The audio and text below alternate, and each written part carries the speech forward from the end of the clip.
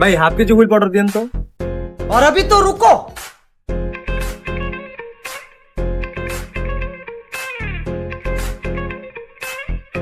এলান ভাই क्लाइमैक्स अभी बाकी है।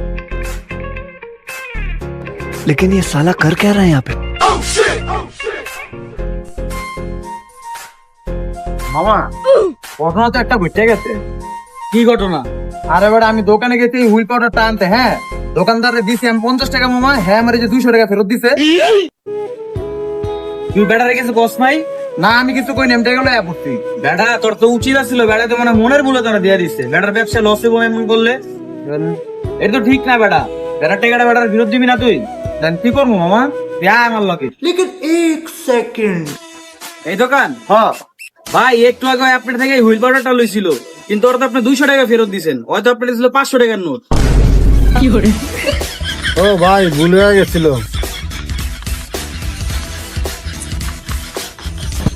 ভুল তো হইবই ভাই, কোন কানে দেখো তোকে দোকানদারি হইব না, কোন দায়িত্ব দোকানদারি করেন।